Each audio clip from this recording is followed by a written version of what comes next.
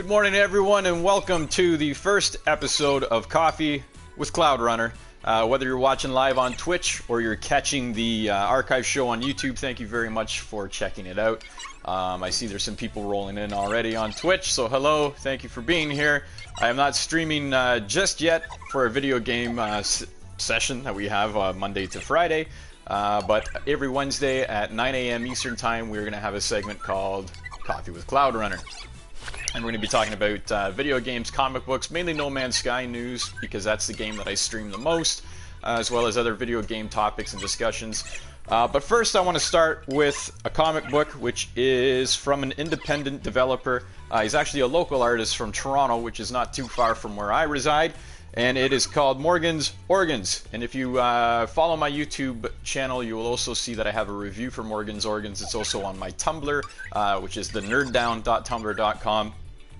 And Morgan's Organs, it's about a comic about a young guy named Morgan whose daily activities are hilarious in itself, but the real heart of the story actually comes from his insides, literally his insides.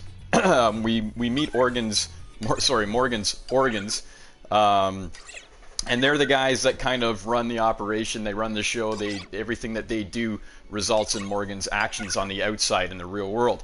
So it's kind of like the developers kind of pitch it like Inside's, the Pixar movie Inside, but for adults. So if you're familiar with that movie, it's kind of like that, but with more adult themes, more of a mature style of humor.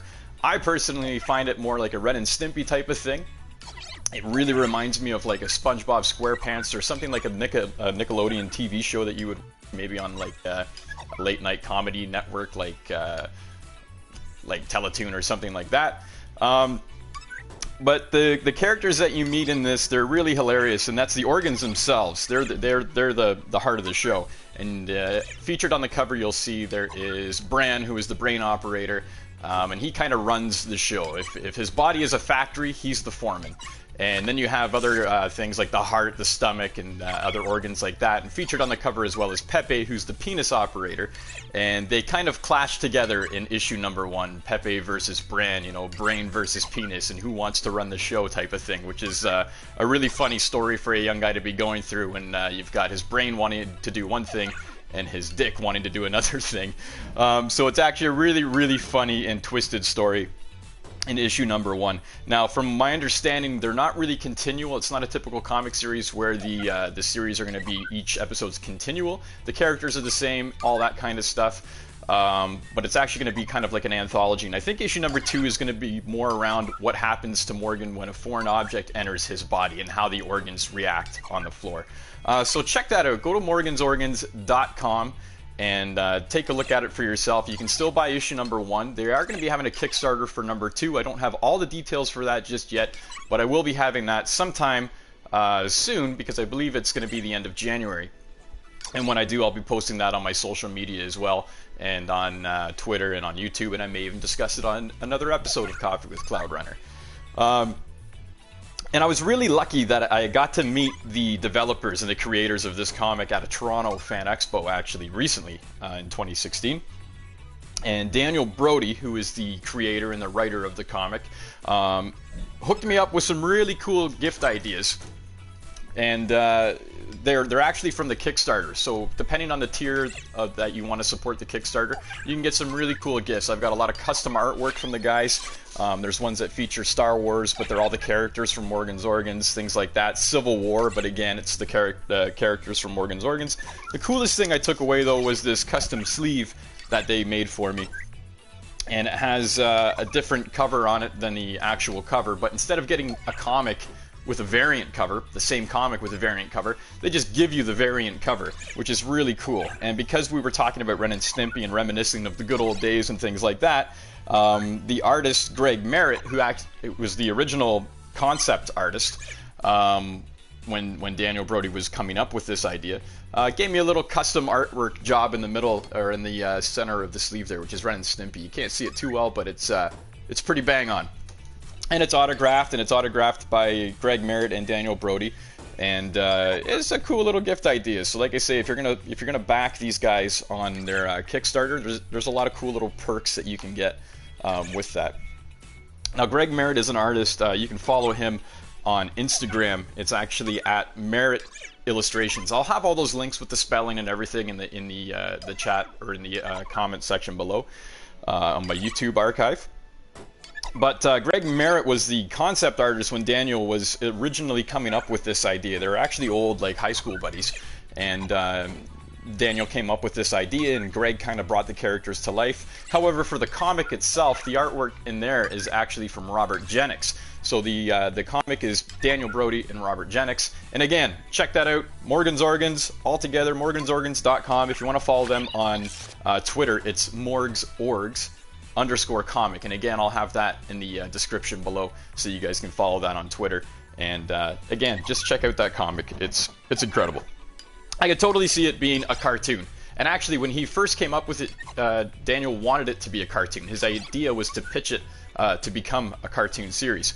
But he actually changed his mind halfway through, and then boom, it's a comic series. So, but it is one of those things I could totally see it becoming a TV series. But now, I would like to open up the chat. I see there's a lot of guys in here that have joined in, and I'll kind of open it up and discuss the topic that we have for today, which is No Man's Sky. So No Man's Sky was one of Steam's 2016 top-selling games. Doesn't mean that it was the best game of 2016 or one of the best games of 2016, but it was one of the top-selling games of 2016. So kind of my question that I'm proposing for today is, does it deserve your units? Did it deserve the buy? You know, it was one of the top-selling games. Obviously, you guys bought it. Does it hold up to a title of one of the top-selling games? Does that mean that it should be one of the top games of 2016? So right now, I apologize for the blue screen, but I'm just going to go open up the chat and see what the heck is going on in here.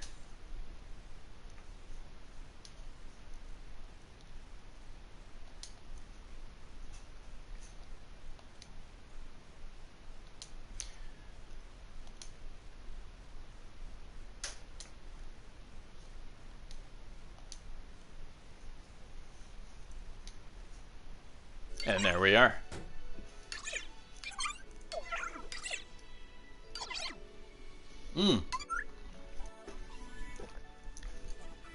I see DM is in here. Kaizudo, good morning, guys. What's happening? I'm just going to go over to my laptop here so I can see more comments. And it looks like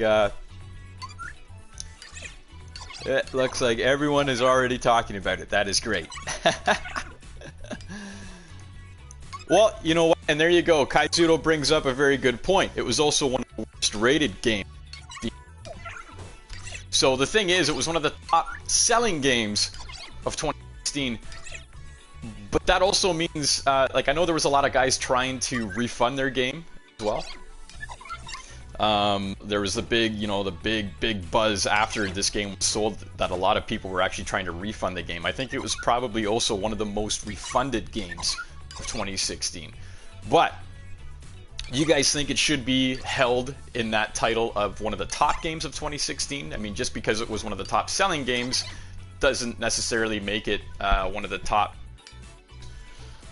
But in my opinion, it's a very good game. I think it was definitely worth my units. I play the game, I stream the game, I love the game, so maybe I'm a little biased here. But when I bought the game, I didn't get sold into that hype or anything like that. I only really started researching the game weeks before its release, so I didn't have the chance to get onto the hype train that a lot of people did. I did, however, know that when the game was coming out that it was going to be a single-player experience, so I wasn't bummed out when there wasn't any multiplayer. And I didn't really know much other than that. I knew it was going to be a single-player experience, and I knew it was going to be an exploration sim.